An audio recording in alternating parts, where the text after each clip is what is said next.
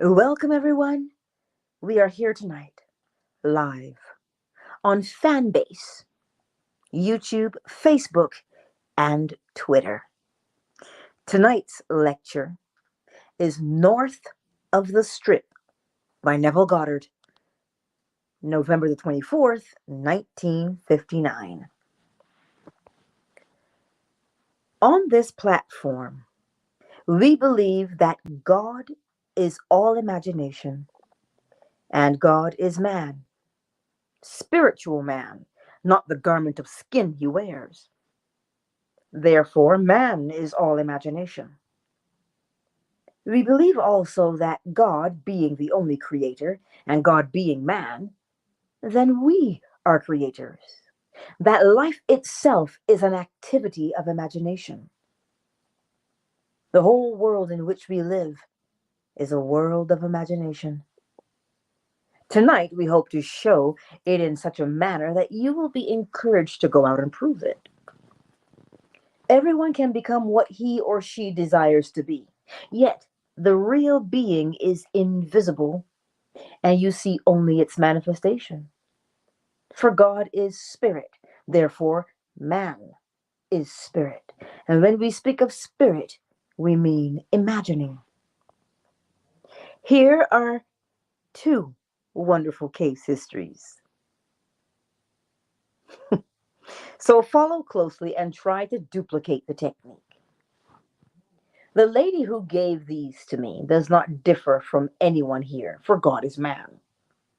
We are that man. I do not mean male, female, for these are the garments woven for man, generic man, which is God to wear. This lady says, a year ago my husband decided to sell our home. Well, I did not concern myself about it, for I knew from vast experience, having sold two and bought two, that my home could not be sold until I stopped mentally sleeping in it. But I allowed him to exercise his right to sell it, for it is our home. Soon after that, we decided we would sell the house and get a bigger one, really two units under one roof, so that my mother and my aunt could stay with us. And there would be one tax bill, only one tax bill. I decided he was right, and then I began to sleep in imagination in the area of West Hollywood, and I slept thus for 4 successive nights. On the fifth day, my husband stopped in to see a friend and met a stranger who wanted a home in the hills, and he brought him back to see our house. He walked through it once and bought it and paid our price. In 10 days, we had to move out and move in with my mother. My husband likes to do things immediately, and so he wanted a new house at once. But now there were 4 adults, and we wanted a home with 2 separate living rooms, and yet within one area, and with space so no neighbor would be breathing down our necks. We also have 10 cats, 3 dogs, and a parakeet. We needed a fenced place to protect the dogs. We made our wants known to all the real estate operators on the strip. For I wanted to live north of the strip. Everyone told us we were mad. The lady realtors laughed outright, and the men just looked sad. They said that such a place as we wanted did not exist in that area, and if it did, they could get 5 times the price we offered. A price they said was ridiculous.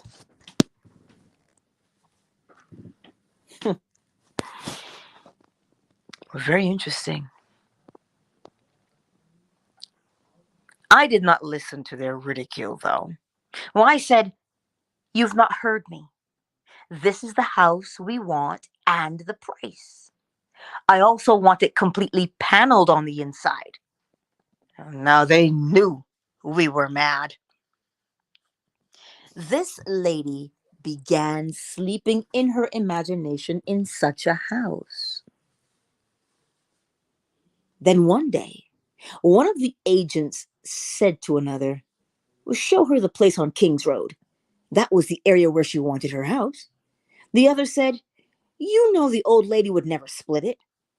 So then this lady said, then let's go see it for laughs. The agents were reluctant, but they went. They turned into the private road, and then the lady of the house took them through the place. There was this huge 25-foot room. It was paneled in redwood, and the lady who wanted to buy said, I've never seen a more beautiful room, even in a dream. The house was on 2 acres and was like 2 houses under one roof. There was a pool, but this lady didn't want a pool, only the house. After looking at the grounds and going back into the house, she stood on a balcony opening out of the dining room and looked down into the living room and saw her husband standing there by the fireplace with his pipe and with a look of complete satisfaction on his face. Then they all returned to the agent's office, and the lady's husband said, let's make them an offer. One lady agent said, I will lose my lunch. And the other said, forget it. And then this lady's husband grew angry, which he seldom did, and hit the desk and said, is it not your business to make the offer we suggest? Then make it. A third agent spoke up and said, go slowly, for I have known that old woman's husband to make a real estate operator wish she was dead. However, they agreed to make the offer. The lady continued. Well, we returned home, and that night after we went to bed, having seen the house in imagination, I stood on this same balcony above the living room and held on to its railing and looked again at my husband standing by the fireplace. And then she fell asleep in that imaginary act. The next day the phone rang and the agent said, you have bought yourself a house. The owners split the property in the middle and they got the house and 1 acre, just what they wanted, and got the price they had offered. Well, she said, after 12 days of sleeping in a dream house, we bought it and are now going to live in a home that the realtors said did not exist.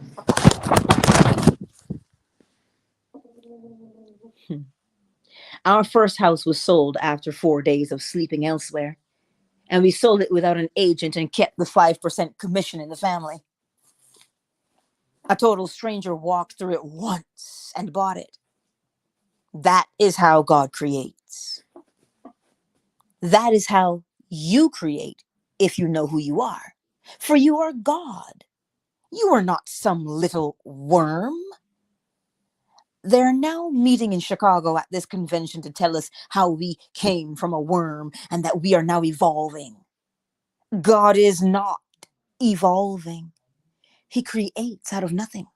He does not make something and hope he had the intelligence to make it better.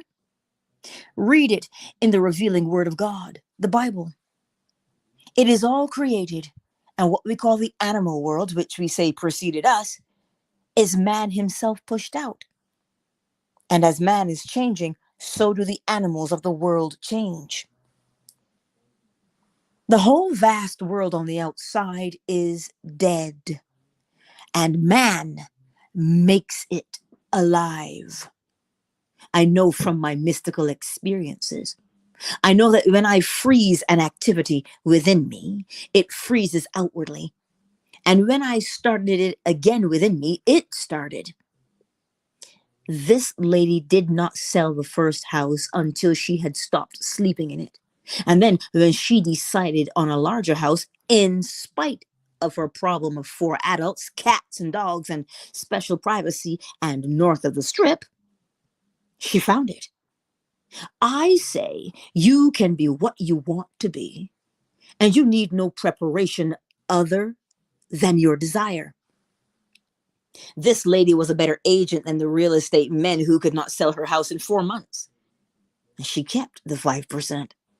She wanted to do so, and she did it because she is all imagination. But you will not know it until you prove it as she did. I tell her there is nothing impossible to her, and there is nothing impossible to you. For God became man, that man may become God. God is the only actor. God alone acts in all existing beings and men. William Blake. If I react, that is the passive or negative side called Satan. But if I act, that is called God or Christ. If I go home tonight and conceive a scene that implies the fulfillment of my dream and then lose myself in it, I know that no power in the world can stop its coming into being. Today brought me a letter asking for help. I do not need to be next door to help another. There is no separation or time without consent. You make this work for another, no matter where they are. This letter was from New York, telling me about a fine doctor there. He got these growths on his face and feared they might be malignant, and then it was found that he had Parkinson's disease. This friend wrote me to tell me about it, and he said, "Can you do anything when you're so far away?" I'm not 3,000 miles away, for everything is within me. I brought this doctor in imagination before me, and I put my hand on his face. I put it on a face that had no lumps. I felt only smooth skin. And then he and I walked together, and he did not stumble. He walked like a well man would walk. That is what I did. Now comes this letter telling me that something has happened within him. These lumps are gone, and he's no longer shaking, and he can now go to his office again. Yet, as a doctor, he knows his condition is incurable. It is not unless he thinks so. If I had seemingly failed with him, it would not matter, for I would still be exercising my wonderful talent. If that next letter had said he had died, it still would not mean I failed, for there are worlds within worlds, and God cannot fail. All we are called on to do is to imagine and then let it be true. I cannot concern myself with what the doctors say. We are not little worms. We are of God. For God became his image and made it alive, and it became a living soul. And then he transformed it into a life-giving spirit. But if you do not become a life-giving spirit, you do not know you are the cause of the livingness of your world. And then you cannot change it. Here is another story from the lady who bought the house. Going into a certain restaurant, she saw some unusual rose-colored water glasses, and she asked if she could buy them. Well, both the waiter and the hostess said it would be impossible for her to do business with the person who did buy. It would be impossible for her to do business with the person who did the buying for the restaurant, as she was such an unpleasant person. Also, they said the glasses were manufactured in the East and the supply was very limited. The lady went home, but every day she saw those glasses on her table, 8 of them. A month later, she and her mother were again in the restaurant, and there was a new hostess who introduced herself and then brought up the subject of the glasses and said she had heard the buyer would not sell any of them. And then she smiled and excused herself, returning in a moment with a box, which she gave to this lady. In it were not only 8 glasses, but twice that number, and they were without charge. Jehovah's gifts are without price. She was willing to pay even an excessive price for the glasses, but she got them as a gift. If you know what you want in this world, you can get it. And let no one tell you that you are acquisitive, greedy. Those who tell you that would not mind having the same thing for themselves. So be completely disinterested in what people say and go out and live a full, wonderful, rich life. For what you want to do, you can do if you know who you are. Well, you are all imagination, and imagination is God, and only God creates.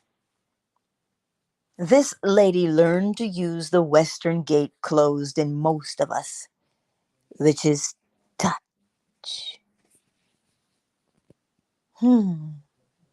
That was her secret. She saw what her husband looked like standing by the fireplace the night she recreated the scene, but she held on to the balcony with her hand to prove it to herself that she was there. So, what would you desire? I cannot stress too much the use of touch or the Western gate. I have seen people take imaginary paychecks and touch them. They had brought the other senses of seeing and hearing comments, etc. But when they had brought the sense of touch, it worked like a charm. For when you bring touch, you open the closed western gate, and then nothing seems impossible. If I could snuggle into a bed 10,000 miles away and then view my world from that place, I would gravitate there, for I am all imagination. So I must be where I am in imagination. Though I am physically here, if I view my world from that other place, I am there. And if anyone is a sensitive, they will be able to see me there. Well, I have been seen in points of space when I was physically here, but desired to be seen there. I am where I am in imagination. So if I imagine I am the person I want to be and walk in that state as though it were true, well, then everything in the world will rush to make it so. If I would only live in imagination as I desire to live in the flesh, then everything that seems detached will be joined to make it real. Try it in your office. And if things are not right as they ought to be, then you assume that this person is acting as he should, and you hear the conversation and what they would say if they were now the kind of individual you want them to be. And if they act tomorrow as you imagined they are acting, then where is reality? It will come to you someday. When weary man enters his cave, then he meets his savior in the grave. Some find a female garment there, and some a male woven with care. William Blake. But that is not man. God is the reality, and male and female is the garment. This body is the cave, and this is also the grave of which William Blake speaks. This is where God laid himself down. I am crucified with Christ. Nevertheless, I live. Yet not I, but Christ liveth in me, and the life I now live by the faith of the Son of God, who loved me and gave himself for me. So it is all woven within me. For God is the eternal man, and I am he. He weaves himself into us for educative purposes, and in my case, it is male. But that is not man. He wears garments of male and female, but that is not man. And then Blake turns to Satan. O Satan, true thou art a dunce. Thou canst not tell the garment from the man. The day will come when you will see this fabulous world of garments frozen. But the man you do not see, for you are that man. And you become aware of what you want, and then you see the whole world is infinite response to you. So whatever you activate, you get the response. The world has to respond after I start the action within me. Tonight, you take your dream and make it a noble one, and create a scene that would imply its fulfillment of your dream, and open that western gate, which is touch. There's one man here who made deposits, mental ones, at his bank. You know the story of Archie Franklin. He mentally went into two different banks and asked for his balance and heard what was said to him. He said it 3 times a day for 2 months. Then he went to Caliente and returned with $32,000. What he won was $3 more than the bank deposit he had mentally added up. Oh, I do not say go to Caliente, but I say put yourselves in that same state, and do not let someone tell you it is not spiritual. For while they're saying that, they're already wondering if they can borrow some of that check when you get it. Everything in this world is God's creation, and God is all imagination. Even the clothes we wear, the chairs we are sitting on, were once imagined and then brought into being. Let no one tell you this is wrong. Those who tell you to kill out desire have not gone far enough. For if I wanted to kill desire, I would have to start with the desire not to desire. And where would I go? How far? Again, if I wanted to kill desire, I would have to start with the desire not to desire. Sounds like desire to me. So, go out and do what you want to do and fulfill your dreams. Someone without academic background is telling you this. I'm not going out on a limb to tell you that everything in the Bible is true on a higher level, but it is revealed figuratively, and man confused literal truth with metaphor. I do not crawl on my belly, and no little serpent spoke to me, as it says in Genesis. Yet, what is meant is true in the metaphor. The serpent was called the most subtle of all the creatures, and it represents the wisdom of man, who takes all his arts and religions for his own glamour and dedicates them to the Creator. And then comes one who never went to any school, William Blake, and shows them reality. And now those who thought themselves so wise are figuratively crawling on their bellies in the presence of such as he. In the Bible, things are told on a higher level and told in metaphor. But I know from mystical experience things I could not have found in any book. The statement, "You must be born from above or you cannot enter the kingdom of heaven," is an example. It is literally true, but it is told in metaphor. The rich young man said, "Well, how is it possible to again enter my mother's womb and be born a second time?" But the womb is below and not above. It is speaking of the birth of the second man, the spiritual man. From Genesis right to the end of the book, it says that God created all things and that he said, "It is good." 7 times he repeats, "It is good," the perfect number.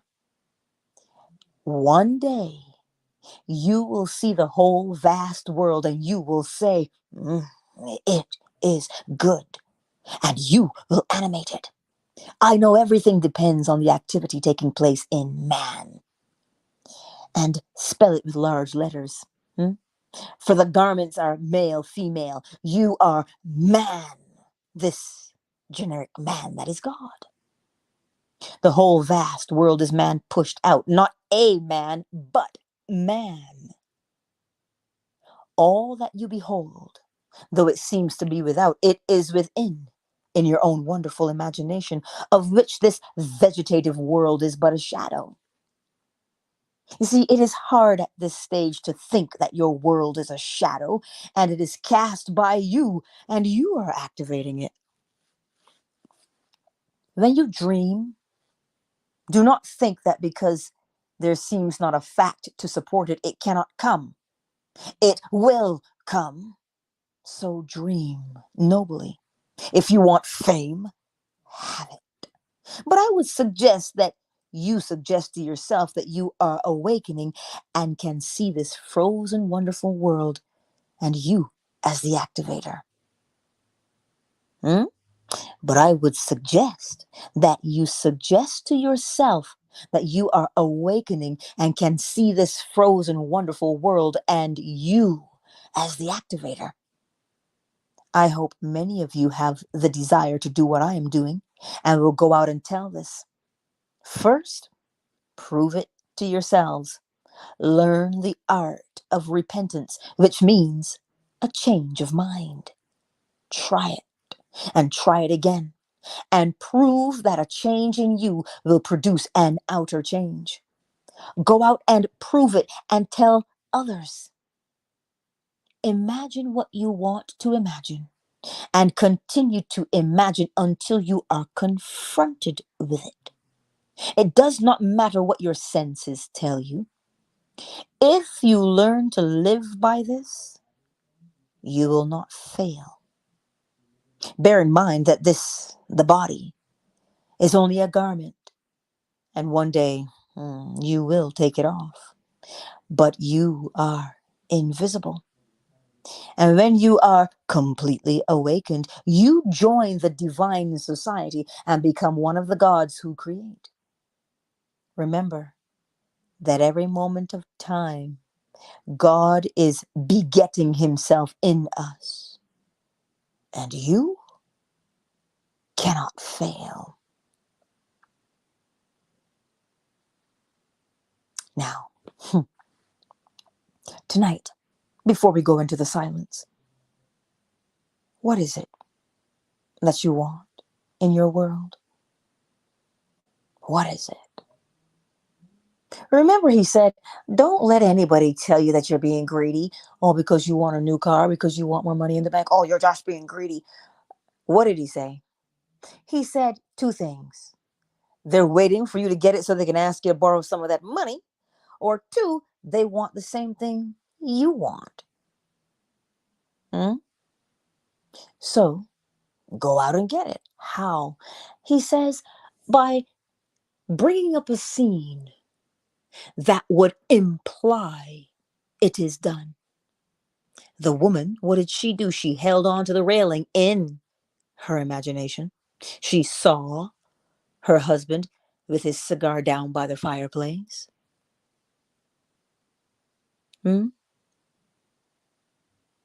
That's what happened. What did Neville do? He saw the man with a clean face and walking perfectly. See what you want to see. If what you want would be followed by congratulations, well, then hear the congratulations. But you see, something happens to you when you hear congratulations and your name following congratulations. There's a quickening in your body, isn't there? Your heart skips a beat and you're excited. Your body responds to the tone and the word congratulations. It also responds to, oh my God, good for you. I'm so happy for you. It responds. So what scene would imply that what you had, what you wanted, you had? Here's how Neville says it. He says to experience in imagination what you would experience in reality if you were the man or the woman you wanted to be, or if you had what you wanted. Experience it in imagination. What you would experience in reality. So tonight, as we go into the silence for 3 minutes, bring up that scene.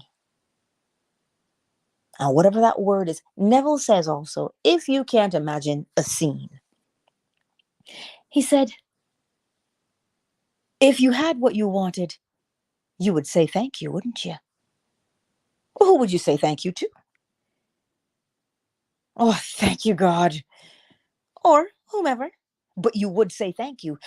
But when you say thank you for something that you have received, oh, how does that feel?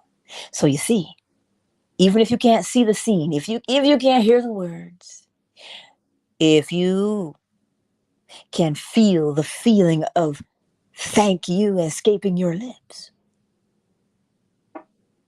do that. So let us go into the silence for 3 minutes.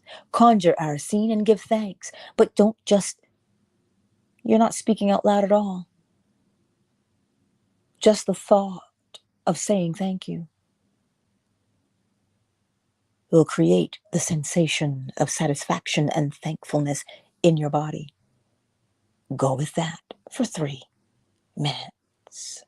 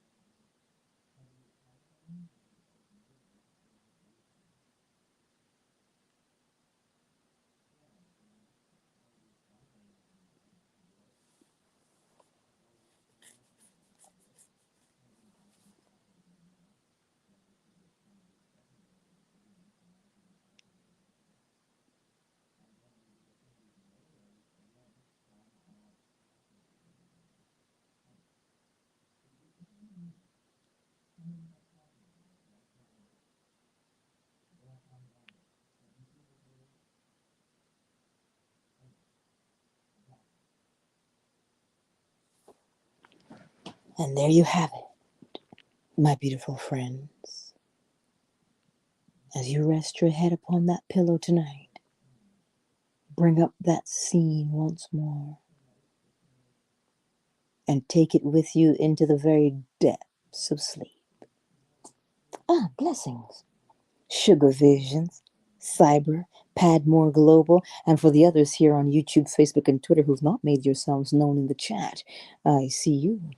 Fanbase, Flo Smiles, KZ, and Moon are here. Thank you all for being here on this lovely evening. Remember, you're not a worm.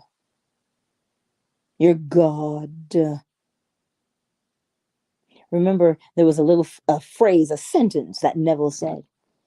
He said, stop believing in God and start believing as God. 2 different things. One causes you to wait, and the other, you act according to your own volition because you know who you are. I do love you. Countdown initiated.